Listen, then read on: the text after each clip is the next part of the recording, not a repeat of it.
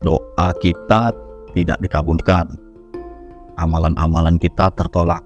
Jadi jangan heran bagi kalian yang sering mendengar channel Seputar Rezeki ini, contohnya yang membagikan berbagai macam amalan penarik rezeki seperti sholawat, bersedekah, birrul walidain, berbakti kepada orang tua, berafirmasi, menerapkan hukum tarik menarik, dan semua hal dilakukan dengan upaya menarik rezeki, tapi semuanya nggak ngefek, semua amalan itu tertolak, berkahnya sholawat tidak didapat.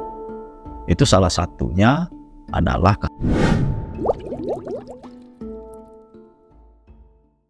Assalamualaikum sahabat Seputar Rezeki. Terima kasih sudah hadir di dalam video ini. Aku doakan semoga kalian semua yang menonton ini dalam keadaan sehat dan diberikan rezeki yang dahsyat, rezeki yang berlimpah, dan tentunya rezeki yang halal. Kali ini aku akan membahas tentang riba. Transaksi riba ini tentu sudah tidak asing lagi di telinga kita, karena pada zaman sekarang memang transaksi riba itu sudah umum terjadi pada masyarakat kita. Dan yang aku pelajari singkatnya, riba itu adalah pinjaman yang pengembaliannya ada kelebihan. Misalnya pinjaman uang 100.000 tapi dikembalikan 120.000 atau 130.000. Nah, kelebihannya itulah yang disebut sebagai riba. Dan kalau transaksi kredit itu sesuai akadnya, karena kredit itu tidak haram, kredit itu bukan riba, kredit itu tentu halal. Tapi akad pada kredit itu yang membuat transaksi itu menjadi riba. Misalnya contohnya gini, kalau kita atau katakanlah si A ingin membeli sesuatu pada si B, tapi si A belum mempunyai uang yang cukup. Lalu si B menjualnya secara kredit atau cicilan. Maka transaksi yang terjadi antara si A dan si B ini bukan riba, itu kredit yang halal. Meskipun si B melebihkan harga dari rata-rata, karena itu transaksinya murni uang dengan barang. Nah, sementara transaksi kredit yang dinyatakan riba itu adalah transaksi uang dengan uang. Misalnya si A tadi ingin membeli barang pada si B, tapi secara kredit karena uang A belum cukup. Sedangkan si B ingin uang itu secara tunai atau cash. Jadi digunakanlah pihak ketiga seperti perbankan, leasing, koperasi atau semacamnya lah untuk mendanai transaksi tersebut. Jadi si B memberikan barangnya, tapi yang membayar adalah si C, yaitu perbankan atau leasing tadi. Nah, sedangkan transaksi antara A dan C, si pembeli dan penyedia uang ini tadi atau perbankan tadi katakanlah, itu transaksinya bukan uang dengan barang, melainkan uang dengan uang. Inilah yang dimaksud dengan riba. Jadi kalau transaksinya uang dengan uang, itu tentu riba. Belum lagi kita membahas tentang dendanya dan segala macam. Nah, jadi untuk awalnya itu dulu dipahami bahwasanya ada transaksi memang yang termasuk riba, tapi juga kredit atau hutang yang tidak diharamkan. Karena tidak semua hutang itu buruk. Jadi itulah singkatnya pemahaman tentang riba, yang pada intinya ketika kita berhutang, meminjam uang, dan kita kembalikan dengan kelebihan atau bunga, itu yang dimaksud dengan riba. Begitu juga dengan transaksi jual beli secara kredit yang akadnya bukan uang dengan barang, tapi uang dengan uang, dan tentunya dengan penambahan nilai. Nah, dosa riba ini ngeri banget teman-teman.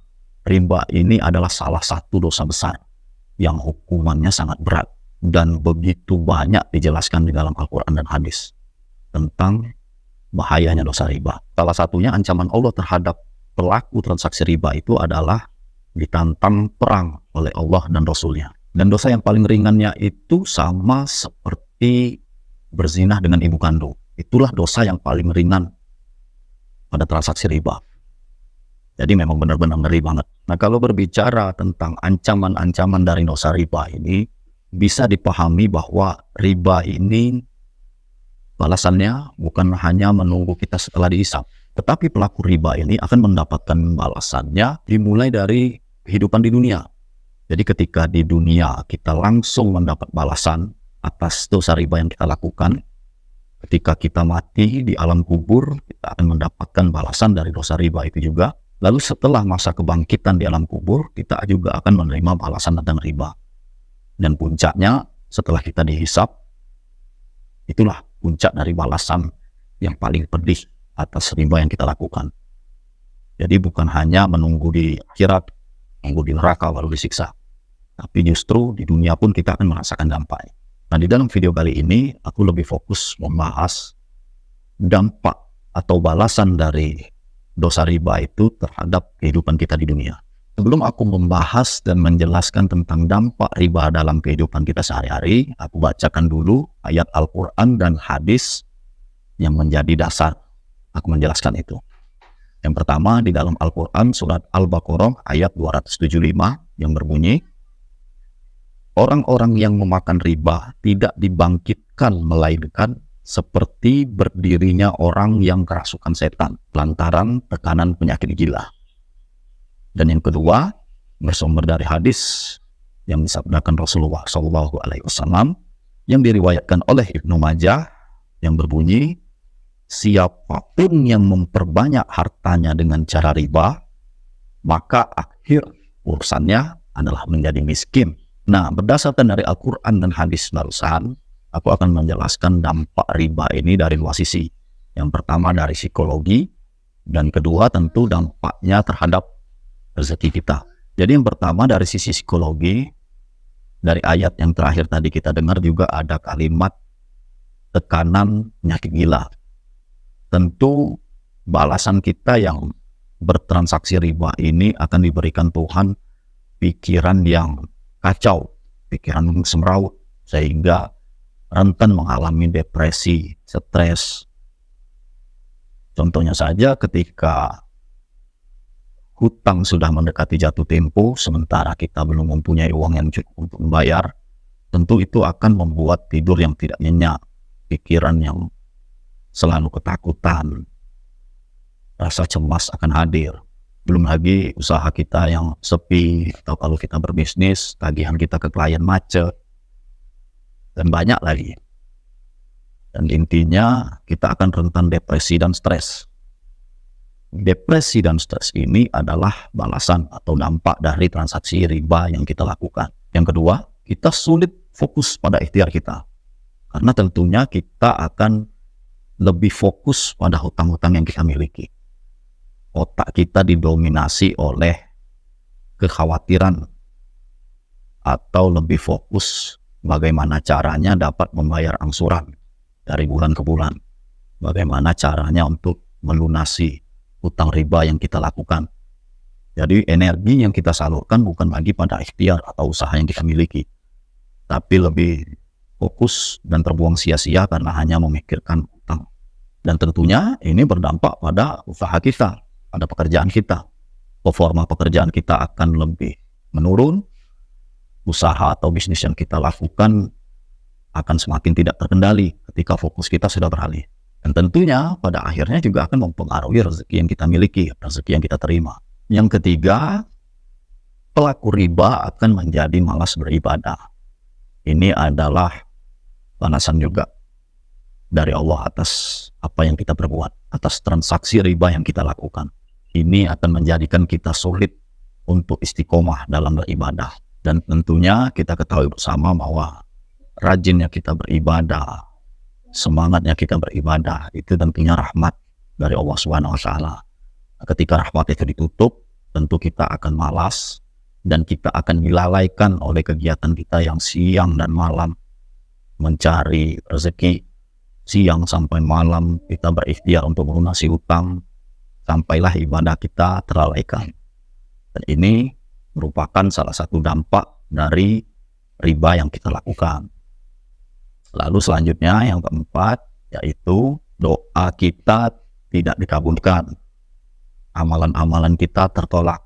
Jadi jangan heran bagi kalian yang sering mendengar channel seputar rezeki ini, contohnya yang membagikan berbagai macam amalan penarik rezeki, seperti sholawat, bersedekah, birrul walidain, berbakti kepada orang tua, berafirmasi, menerapkan hukum tarik-menarik, dan semua hal dilakukan dengan upaya menarik rezeki, tapi semuanya nggak ngefek, semua amalan itu tertolak, berkahnya sholawat tidak didapat.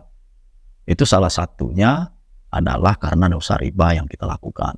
Dan yang terakhir, dari sisi psikologi, dampak dari dosa riba itu kita akan mendapati diri kita memiliki energi yang diliputi oleh energi yang negatif, vibrasi yang buruk. Sehingga kita akan merasakan cemas atau kekhawatiran yang berlebihan, kita akan merasakan takut yang luar biasa. Seperti misalnya ketika mendengar suara dering telepon, maka jantung kita juga berdetak dengan kencang. Karena secara spontan kita mengingat debt collector atau orang yang menagih hutang. Dan itu akan selalu menghantui kita. Itulah salah satu dari beberapa dampak dosa riba juga. Dan ketika energi kita buruk, energi kita negatif, tentu mempengaruhi semua hal-hal atau aktivitas kita sehari-hari. Seperti contohnya kita lebih cenderung mudah marah, emosi semakin tinggi, sering bad mood, kita mudah tersinggung, dan akan berdampak kepada banyak hal, seperti keharmonisan rumah tangga dan lain-lain. Jadi itulah beberapa hal sebagai dampak dari dosa riba secara psikologi. Dan berikutnya, tentu dari dampak psikologi ini juga akan berpengaruh pada sisi rezeki, yaitu yang pertama dicabut keberkahan dari sisi rezeki. Jadi rezeki yang kita dapatkan, rezeki yang kita miliki itu dicabut oleh Allah keberkahannya. Makanya jangan heran walaupun memiliki penghasilan yang besar, memiliki gaji yang besar atau omset yang besar dalam usaha, tapi masih merasa tidak cukup, masih selalu merasa kekurangan, hasil yang didapatkan selalu bocor, selalu keluar dengan biaya-biaya yang tak terduga, kecelakaan, musibah, kerusakan barang yang kita miliki misalnya. Selalu ada saja yang membocorkan rezeki kita. Karena rezeki itu sudah dicabut keberkahan. Dan tentunya itu membuat kita tidak bersyukur. Kita merasa tidak puas dengan apa yang kita dapatkan. Lalu dampak atau balasan dari dosa riba yang kita terima di dunia yang berdampak pada rezeki kita yang kedua yaitu mendapat kesulitan di dalam hidup. Berbagai macam ujian dan cobaan yang kita terima. Lebih tepatnya balasan, bukan ujian atau cobaan. Balasannya itu berupa musibah, penyakit, ditipu orang, ditipu karyawan. Begitu juga dengan keharmonisan rumah tangga. Ini tentu sangat berpengaruh. Makanya banyak dari pelaku riba itu meskipun dia tidak diuji dari sisi materi, tidak dibalas dari sisi rezeki, tapi dia dibalas juga dengan sisi yang lain karena rezeki itu sifatnya luas. Salah satunya dengan retak atau rusaknya keharmonisan rumah tangga. Banyak sekali rumah tangga yang berantakan akibat dari transaksi riba yang mereka lakukan.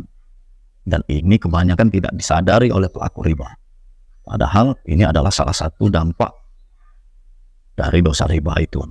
Makanya kita harus peka dan kita harus menyadari bahwa berbagai macam kesulitan atau keburukan dari perjalanan hidup kita itu adalah dari apa yang kita lakukan. Salah satunya transaksi riba. Dan yang terakhir, dampaknya dari sisi rezeki yaitu terhalangnya pintu rezeki dalam kehidupan kita. Jalan atau ikhtiar yang kita lakukan akan sangat sulit, akan banyak sekali rintangan dan hambatan. Pekerjaan akan semakin sulit diselesaikan, proyek-proyek yang kita kerjakan akan mendapat begitu banyak rintangan. Itu juga merupakan salah satu dampak dari dosa riba yang kita lakukan. Jadi dari sekian banyak dampak yang aku jelaskan tadi, bisa disimpulkan memang dosa riba itu ngeri banget. Dosa riba itu luar biasa dampaknya dalam kehidupan kita. Mulai dari kita masih hidup di dunia, apalagi kalau kita sedang berbicara di akhirat. Jadi teman-teman, semoga kita bisa terhindar dari transaksi riba, dan semoga kita bisa menahan nafsu, menahan ego, agar tidak mudah memenuhi hasrat atau keinginan kita dengan memaksakan diri, yaitu dengan cara riba. Dan untuk kita semua yang sudah terlanjur terperangkap pada transaksi riba, dan banyak sekali dampak-dampak yang sudah kita rasakan, aku akan membagikan juga bagaimana cara yang efektif untuk keluar dari jeratan riba. Dan itu akan aku jelaskan di video yang berikutnya. Jadi ikuti terus channel Seputar Rezeki. Yang belum subscribe, silakan subscribe. Tekan tombol loncengnya untuk mendapatkan notifikasi Jadi ketika aku mau upload video berikutnya tentang bagaimana cara keluar dari riba, kamu akan mendapatkan pemberitahuan. Dan semua itu gratis. Karena niat aku juga berbagi ini untuk menyadarkan banyak orang bahwa riba itu buruk. Dan untuk menjadi inspirasi juga bagi yang belum keluar dari jeratan riba. Karena aku sudah merasakan begitu pahitnya kehidupan ketika kita dalam kubangan lumpur riba ya teman-teman. Aku sudah merasakan berbagai macam hal dampak dari riba yang kulakukan. Dan juga aku sekarang merasakan indahnya, bahagianya ketika sudah terlepas dari transaksi riba. Makanya aku berbagi ini, salah satunya semoga menjadi inspirasi untuk kita semua. Dan semoga ini juga menjadi salah satu amal jariah yang mungkin tidak seberapa ini yang bisa aku lakukan. Semoga kita semua diberi kemudahan untuk keluar dari jeratan riba. Terima kasih yang sudah menyimak video ini sampai habis. Assalamualaikum warahmatullahi wabarakatuh.